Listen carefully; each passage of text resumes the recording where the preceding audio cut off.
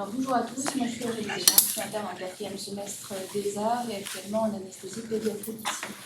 Raison pour laquelle j'ai choisi d'aborder un sujet de pédiatrie avec la question de l'abord veineux. Et en effet, c'est Bénédicte Janin qui m'encadre pour ce stade. Alors pourquoi avoir choisi d'aborder ce sujet? Tout simplement parce que la perfusion c'est un geste technique qui est assez banalisé chez l'adulte et qu'en pédiatrie c'est une question à part entière, puisque on considère qu'il y a 31% d'échecs à la première tentative de ponction veineuse, et selon les cohortes, un taux d'abord veineux difficile qui va jusqu'à 50%. J'ai choisi de vous parler avec la figure qui est à droite d'une sous-population particulière qui est celle des enfants en dessous de 3 ans, chez qui après 10 minutes d'anesthésie et de tentative de perfusion au bloc, seulement 50%, la moitié des enfants, avaient pu être perfusés avec succès. Et que même en anesthésie, donc dans de bonnes conditions, parce que chez un enfant endormi sous gaz halogénique ou un effet vasodilatateur, on retrouve 35% de succès de la première tentative de perfusion chez une population d'âge inférieur à 3 ans encore. Quand on parle d'anesthésie pédiatrique, on parle beaucoup d'induction inhalatoire, c'est-à-dire qu'on endort l'enfant par les gaz halogénés, souvent sans la sécurité d'un abord veineux déjà positionné, puisqu'on va, dans le cas particulier, notamment séquence rapide, induire au gaz, et puis une fois l'enfant suffisamment profondément endormi, utiliser l'effet vasodilatateur des halogénés pour lui poser la perfusion.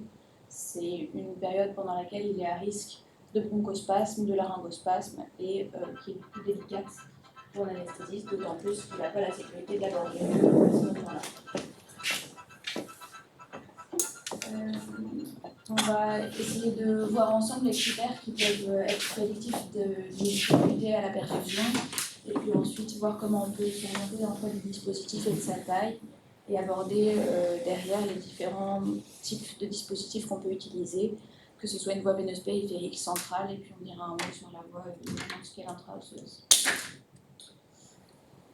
Prédire un abord difficile, des fois c'est comme l'intubation, il y a des critères qui existent d'intubation difficile, c'est pas parce qu'on n'a aucun critère que la perfusion va être facile, mais s'ils sont présents, on va être d'autant plus vigilant. Ces critères-là, c'est ceux qui sont proposés par le score DIVA, qui dans 50% des cas, quand il est supérieur ou égal à 4, prédit 50% d'échecs de la première ponction veineuse. C'est un score qui s'échelonne sur 10 points avec 4 critères. Le premier, c'est d'avoir une veine qui soit visible après la mise en place du garrot. Le second, c'est que la veine soit palpable avec le garrot en place. Le troisième critère, c'est celui de l'âge, avec un âge inférieur à 1 an qui est prédictif de difficulté, un âge supérieur à 3 ans qui sera coté 0 par ce score-là. Et enfin, l'antécédent de prématurité qui est également prédictif de difficulté. Parmi les autres facteurs de risque de ponction difficile, donc en dehors de l'âge et de l'antécédent de prématurité qui font partie du score DIVA, on retrouve le surpoids et l'obésité, le phénotype de peau foncée, le fait d'avoir des comorbidités avec des scores ASA 3 et 4 qui ressortent de façon significative dans les différentes études, l'expérience de l'opérateur qui va être plutôt facilitatrice, et enfin le type de ponction qui influence aussi le succès puisque le pied est plus difficile que le coude et que la main. Je vous ai affiché ici à titre indicatif les résultats d'une étude de cohorte rétrospective qui s'intéressait à essayer de trouver les facteurs de risque de ponction difficile, tout simplement pour vous montrer que les points les plus à droite, donc ceux qui ont un autre ratio le plus élevé, sont ceux qui correspondent à l'âge de l'enfant avec un âge inférieur à 11 mois, qui est particulièrement significatif. Quand on est appelé pour perfuser un enfant dans les étages, la première question à se poser, c'est de savoir si l'indication existe vraiment. Et si oui, pourquoi est-ce qu'on nous demande de le perfuser? D'abord, on se pose la question du degré d'urgence, puisqu'on ne va pas réagir de la même manière face à un enfant qui est en état d'arrêt cardiaque que face à un enfant qui a besoin d'être perfusé pour recevoir une chimiothérapie ou un enfant qui va avoir besoin d'être perfusé pendant longtemps. On se pose également la question du produit qui va être perfusé et du terrain de l'enfant. On utilisera en fonction un dispositif différent, notamment une voie veineuse périphérique qui peut rester en place 3 jours au maximum, un cathéter central qui peut rester en place quelques semaines, un midline qui est une voie veineuse périphérique également, donc qui ne sera pas indiqué si on est amené à perfuser des produits vénotoxiques. On peut se diriger vers un PICC line, un cathéter de Broviac ou une chambre implantable pour des dispositifs qui seront sont amenés à rester en place plus longtemps. Se pose aussi chez l'enfant la question de préserver le capital veineux, qu'il soit porteur d'une pathologie chronique ou que ce soit un enfant qu'on endort simplement pour une intervention bénigne comme une chirurgie simple de hernie inguinale ou autre. Il faut penser que le capital veineux avec lequel il est né, il l'aura toute sa vie et que chaque mise en place de cathéter est un risque de thrombose vasculaire et donc de compromettre son capital pour son avenir. Dans le choix du dispositif, simplement un petit mot sur la taille, parce que je trouve que c'est quelque chose dont on ne parle pas assez. Ce qui ressort dans la littérature, c'est que la taille optimale d'un dispositif intravasculaire, c'est une taille qui permet d'avoir un diamètre externe de cathéter inférieur à 30% du diamètre du vaisseau que l'on peut mesurer à l'échographie. Si on arrive à obtenir cette condition, on diminue le risque de thrombose et d'extravasation de produits. Le deuxième critère qui ressort dans la littérature, c'est d'avoir une longueur de cathlon intravasculaire supérieure à 65% de sa longueur totale, ce qui diminue à la fois le risque d'échec et de déplacement secondaire du cathlon. Si la longueur de cathlon dans le vaisseau est inférieure à 30% de sa longueur, on considère que dans 100% des cas, il sera déplacé avant la fin de sa durée de vie. C'est des chiffres qui paraissent un peu abstraits, juste sortis comme ça. Je vous ai mis à titre indicatif le tableau qui résume les caractéristiques des petits cathlons de perfusion qu'on utilise tous les jours avec chacun leur petite couleur. Le vin rouge, c'est le rose qu'on a tous l'habitude de mettre chez l'adulte sur une chirurgie simple. Il fait entre 30 et 48 mm de longueur par exemple. Chez l'enfant, les petits cathlons qu'on va utiliser souvent, c'est des 22 ou des 24 gauges, dont la longueur maximale est déjà, vous voyez, bien inférieure à celle des cathlons qu'on utilise en anesthésie adulte. En général, quand on aborde un vaisseau, on pique avec un angle à 45 degrés en moyenne, ce qui veut dire que si on fait un repérage échographique et qu'on voit un vaisseau à 5 mm de profondeur, ce qui est déjà assez superficiel, et vous avez déjà tous perfusé des vaisseaux plus profonds que ça sous écho, la distance à laquelle on va réellement l'aborder est 1,4 fois celle qu'on aura vue à l'échographie en tenant compte de l'angle. Donc, pour un vaisseau à 5 mm de profondeur, on aura déjà 0,7 cm de cathéter en dehors du vaisseau, entre la peau et la paroi vasculaire. Donc pour que 65% du cathéter soit dans le vaisseau, il faut déjà avoir un dispositif qui fait 2 cm de long. Et ça, c'est pour un calcul qui est fait à 0,5 cm. Vous voyez bien que si vous prenez un vaisseau qui est vu à 1 cm sous la peau, il faudra choisir un cathlon déjà de 20 ou 18 gauges pour pouvoir rentrer dans les critères. On va parler des voies veineuses périphériques. Les voies veineuses périphériques, chez l'enfant, c'est pareil, c'est un petit peu particulier. Quand on est au bloc opératoire et que l'enfant est sous anesthésie générale, c'est des conditions de pose qui ressemblent à celles qu'on retrouve chez l'adulte.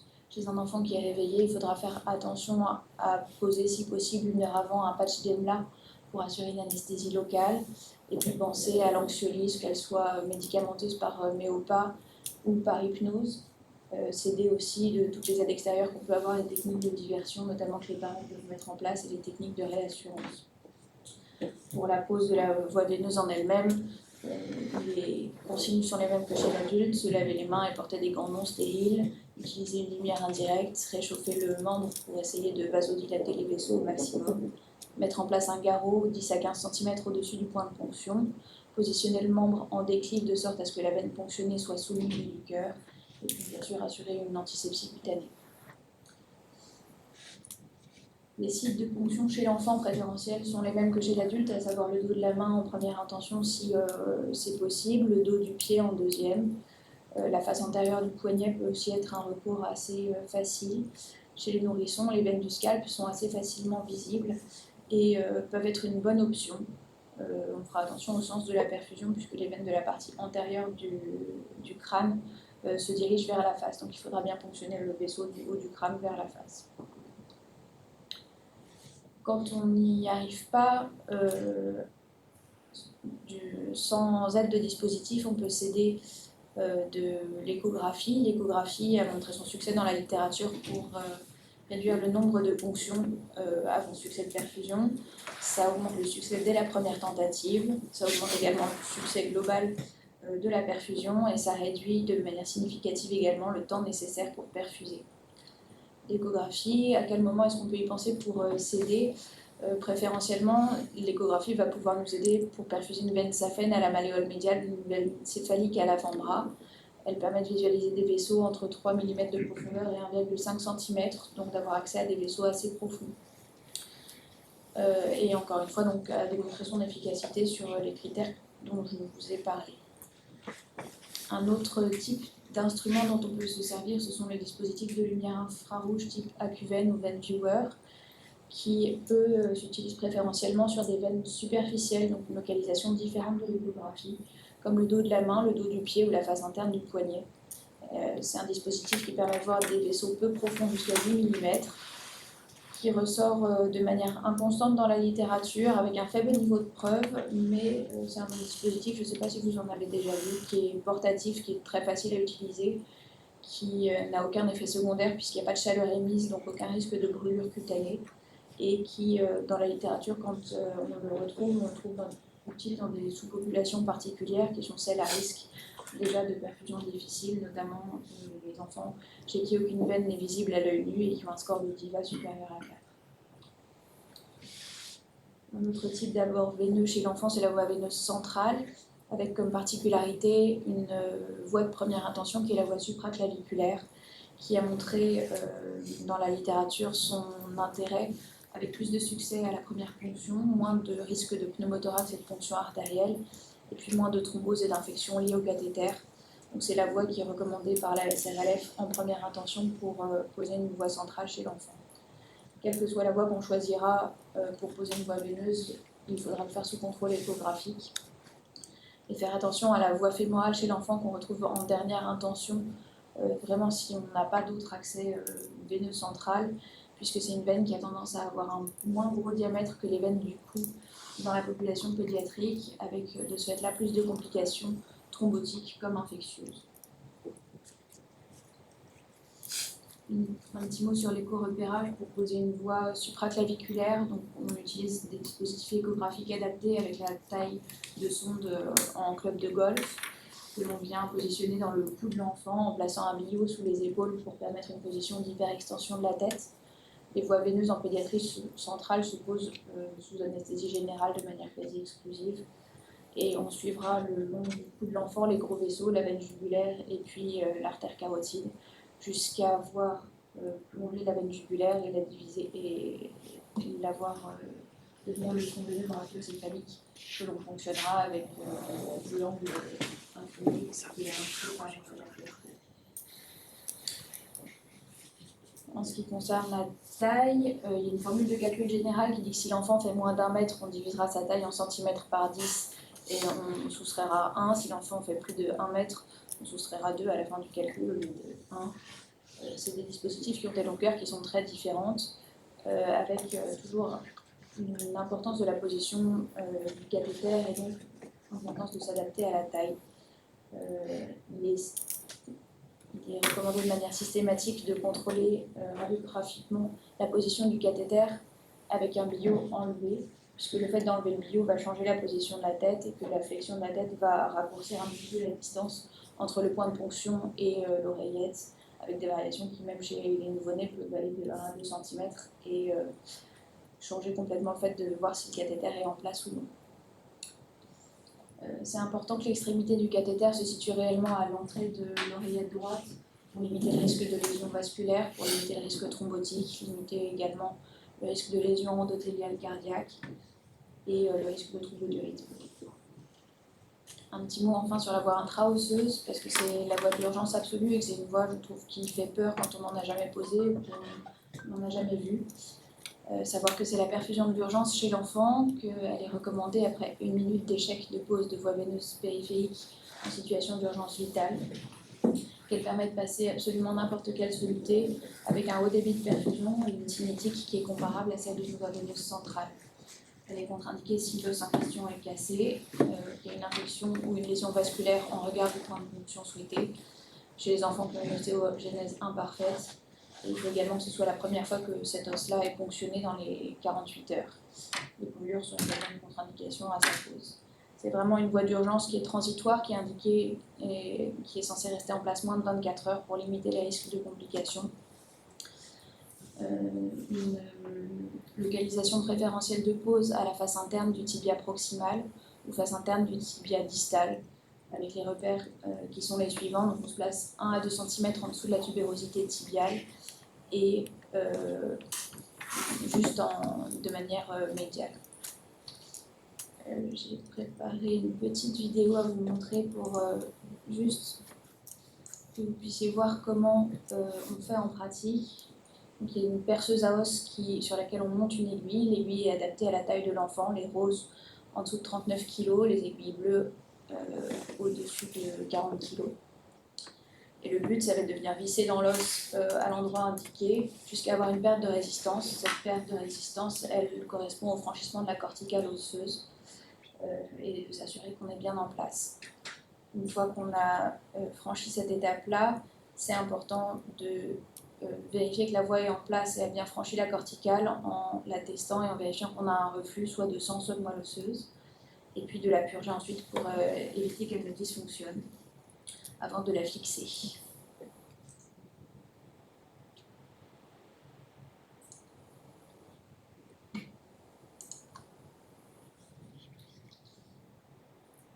Et juste un dernier mot pour vous parler d'une situation d'urgence dans laquelle on est appelé dans les étages. On ne trouve pas de veine, on n'arrive pas à perfuser, on n'a pas le matériel pour poser d'intra-osseuse. Qu'est-ce qu'on fait? On appelle à l'aide, comme sur toute situation d'urgence, et puis on pense au fait que chez l'enfant, il est possible d'utiliser la voie intramusculaire dans certaines situations. Par exemple, en cas d'anaphylaxie, on peut utiliser de l'adrénaline par voie intramusculaire. Dans l'état de mal épileptique, le diazépam par voie intramusculaire est aussi efficace que par voie intraveineuse pour faire céder les convulsions. Et enfin, en cas d'extrême urgence en anesthésie, il est également possible de faire une induction séquence rapide par voie intramusculaire avec de la cellocurine et de la kétamine. Je vous ai affiché en dernier message de ce topo l'algorithme de prise en charge qui est proposé par la SFAR devant un enfant qui nécessite une pose de voie veineuse. Voilà, évaluez d'abord par le score DIVA si vous avez affaire à un enfant qui va être plus ou moins facile à perfuser. S'il est facile, essayez 2 fois sur chaque membre, et puis en cas d'échec, faire appel à un opérateur expérimenté. De la même manière, on fera appel directement à un opérateur expérimenté en cas de score DIVA supérieur à 4. Bien évaluer le réseau veineux à l'aide d'un dispositif, que ce soit l'échographie ou le Vein Viewer, celui avec lequel vous serez à l'aise. Et en cas d'échec, si la situation n'est pas urgente, on peut se tourner vers une voie veineuse centrale. Si la situation est urgente, se tourner vers la voie intra-osseuse.